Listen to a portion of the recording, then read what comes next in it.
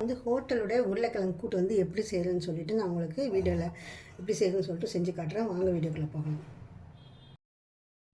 இதில் வந்து எண்ணெய் ஊற்றிக்கிறேன். எண்ணெய் ஊற்றினதும் இதில் வந்து ஒரு வாசனையே வந்து இந்த ஓமம் தான். ஓமமும் வந்து ஒரு 1/4 டீஸ்பூன் போட்டுருவேன். அது பிறகு அதிலே கடுகெல்லாம் வெடிச்சிடும். ஓமமெல்லாம் பொரிஞ்சிடும். சரி, இதில் வந்து மிளகாத்தூள் வந்து 1 டீஸ்பூனும் கொஞ்சம், அது பிறகு வந்து மஞ்சள் வந்து ஒரு 1/4 டீஸ்பூனு, 1/4 டீஸ்பூன் வந்து கரம் மசாலா, ஒரு பிஞ்சு பெருங்காயம், அதையும் வந்து நான் இதில் போட்டுறேன். லேசாக வதக்கணும், ரொம்ப கருவு விட்டுறக்கூடாது. கலர் வந்து மாறி வரணும் நமக்கு. இதில் வந்து கருவேப்பிலை போட்டுருங்க, பூண்டு போட்டுருங்க, வெங்காயம் வந்து அதுக்கு பிறகு தக்காளி போட்டுருங்க. தக்காளி வந்து இப்படி பிசைஞ்சு போடணும். தண்ணி ஊற்றக்கூடாது. ஏன்னா ஏற்கனவே தக்காளியும் நம்ம தண்ணி இருக்கும். தண்ணி ஊற்றினா ஒரு மாதிரி டேஸ்ட் கொடுத்துரும். கழுவிலே ஈரப்படும். நம்ம சிம்மிலே வச்சிட்டிங்கன்னா அதிலே கொஞ்சம் வெந்து, தண்ணியே நான் ஊற்றலை இதில்.